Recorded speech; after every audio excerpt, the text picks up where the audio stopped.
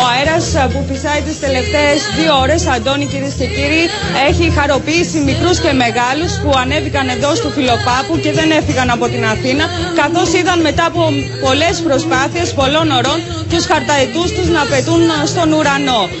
Κατά τα άλλα τώρα χορός με παραδοσιακά τραγούδια αλλά και λαϊκά, λαγάνες, χαλβάς και τα υπόλοιπα σαρακοστιανά που δίνει εδώ, που προσφέρει ο Δήμος Αθηναίων, έχουν ανάψει το κέφι. Αντώνη, έχουμε πάρα πολύ καλό καιρό εδώ, υψηλές θερμοκρασίες, κάτι το οποίο μικροί και μεγάλοι Θεσσαλονικείς το εκμεταλλεύτηκαν και έτσι βρέθηκαν και κατέκλυσαν τον λόφο του ΣΕΙΞΟΥ παραδοσιακά όπως κάθε χρόνο. Παρά τις φιλότιμες προσπάθειες όμως, Αντώνη, δεν κατάφεραν οι χαρταετοί να πετάξουν φέτος. Ήταν λιγοστοί, δεν ξέρω αν μπορείτε στο βάθος να δείτε. Υπάρχει μόνο ένας στον ουρανό της Θεσσαλονίκης. Γι' αυτό και οι Θεσσαλονικείς το έριξαν στα σαρακοστιανά εδέσματα και στις πλαγιές για να απολαύσουν την καλοκαιρία. Πάντως από νωρίς το πρωί εδώ στην ενεργεία του Αγίου Παύλου έδιναν στους Θεσσαλονικείς λαγάνα και χαλβά και ο κόσμος συνεχίζει και έρχεται, ενώ παράλληλες εκδηλώσεις υπάρχουν και σε δήμους του υπόλοιπου πολεοδομικού μας συγκροτήματος. Το σύνθημα έχει δοθεί και οι αντίπαλοι εκτοξεύουν γιαούρτι ο ένας τον άλλο.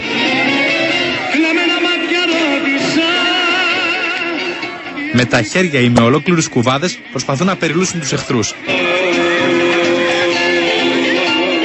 Ήταν ωραία εμπειρία και πρέπει να πάμε σπίτι για μπάνιο. 700 κιλά γιαούρτι ρίχνονται μέσα σε λίγα λεπτά στο έθιμο που αναβιώνει την τελευταία Κυριακή της Αποκριάς στη Χαλκιδόνα Θεσσαλονίκης.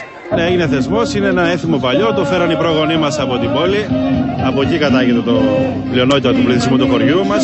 Αλλά το κρατάει ο αέρας, έλα ξαναδεί. Κάτοικοι της Πιερίας προσπαθούν να υψώσουν τον ουρανό το μεγαλύτερο χαρταείο του κόσμου, 136 τετραγωνικά μέτρα. Δεν καταφέραμε γιατί το κόσμο μας σπάσαν πάλι οι σωλήνες. Μπορεί η προσπάθεια να μην επιτυχάνει, αλλά δεν απογοητεύονται. Μπαίνετε στο βιβλίο Guinness. Αυτό θέλουμε, σκοπός μας αυτός είναι τώρα. Γενίτσαροι και μπούλες χορεύουν παραδοσιακούς χώρους στην πλατεία της Νάουσας. Συμβόλιζε την εκρανάσταση της φύσης. Λαγάνες, σαρακοστιανά και παραδοσιακή φασολάδα. Το κέφι είχε ανάψει παρά τα προβλήματα ανεργίας στην περιοχή. Κλείσανε τα εργοστάσια μας και αναγκαστικά θα καταλήξουμε να τρώμε μόνο φασολάδα. Στο κέντρο της πόλης έχει στηθεί ένα συντριβάνι με 31 τόνους κόκκινου κρασιού για να μπορούν να πιούν ελεύθερα όλοι οι επισκέπτες. Δώσαμε ένα άλλο χρώμα στο καρναβάλι μας, κόκκινο δηλαδή. Στην υγεία σας. Χρόνια πολλά και καλή Σαρακοστή με ξενόμαυρο Ναούσης.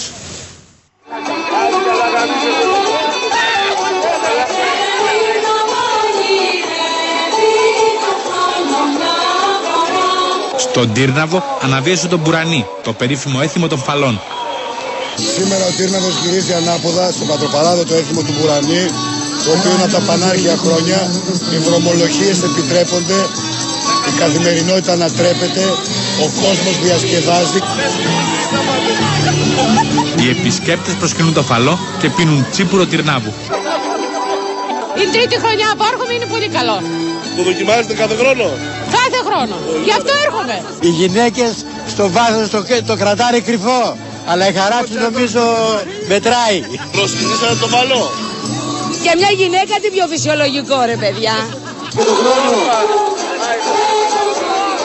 Σήμερα το καλή ημέρα? Όχι, κάθε μέρα το καλή. Αλλά σήμερα είναι δημόσιο το θέαμα.